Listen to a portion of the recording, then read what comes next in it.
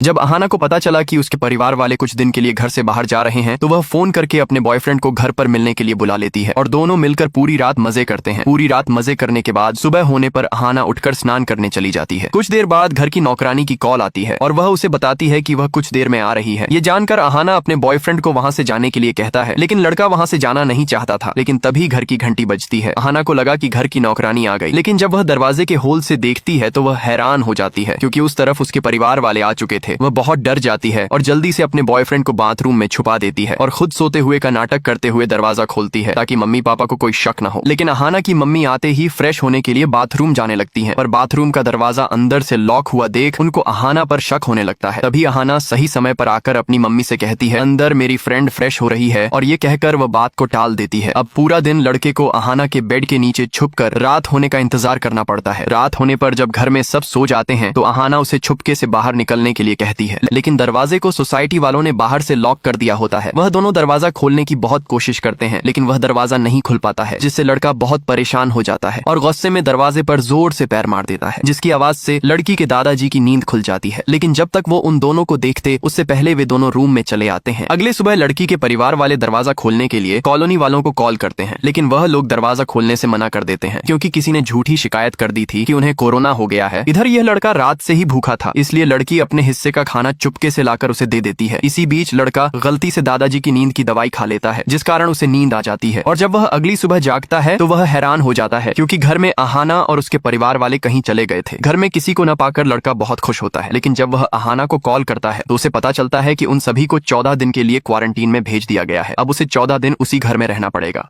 लड़का जैसे तैसे करके 14 दिन वहां गुजार लेता है। 14 दिन बाद जब अहाना घर आती है तो वह खुश होने के बजाय बहुत परेशान थी। जब लड़का परेशान होने की वजह पूछता है तो अहाना बताती है कि वह प्रेग्नेंट है। यह सुनकर वह भी परेशान हो जाता है, लेकिन वह अहाना से पूछता है, ये कैसे हो सकता है? हमने तो सिर्फ एक बार किया था और उस दिन भी मैंने प्रोटेक्शन यूज किया था, तो तुम प्रेग्नेंट कैसे हो सकती हो? हर्ष के ऐसे बोलने पर अहाना बहुत नाराज हो जाती है क्योंकि उसे लगा था कि वो दोनों मिलकर इस समस्या का हल निकाल लेंगे, पर हर्ष तो उल्टा उस पर ही शक कर रहा था। इसलिए अब अहाना उसे अपने घर से बाहर निकलने के लिए कहती है। इतने में उसके मम्मी पापा लड़के को देख लेते हैं, जिनसे वे दोनों हैरान हो जाते हैं क्योंकि उन्हें इस लड़के के बारे में कुछ नहीं पता होता कि वह उसके घर में उसकी बेटी के साथ क्या कर रहा था। वे अहाना से इस लड़के के बारे में पूछते हैं तो अहाना रोते हुए बताती है कि मैं प्रेग्नेंट हूँ। ये सुनकर वे सभी भी परेशान हो जाते हैं, लेकिन अब कर भी क्या सकते हैं? अहाना के पेरेंट्स लड़के को मारपीट कर वहां से निकाल देते हैं। उस दिन के बाद लड़का पूरी तरह से उदास रहने लगता है। उसे इस बात की भी चिंता हो रही थी कि अहाना अपने परिवार का सामना कैसे कर रही होगी। अब हर्ष को ऐसी हालत में देख उसकी मम्मी भी परेशान होने लगती है, इसलिए वह हर्ष के दोस्त को कॉल करके पता करती है कि आखिर बात क्या है। तब उसे अहाना और उसकी प्रेगनेंसी के बारे में पता चलता है। पहले तो उसे भी बहुत गुस्सा आता है, लेकिन बाद में वह हर्ष को लेकर अहाना के घर आ जाती है और अहाना के पापा से बात करके शादी के लिए मना लेती है। फिर कुछ महीनों के बाद हम देखते हैं कि उसे एक बेटी हुई है और वह खुश है।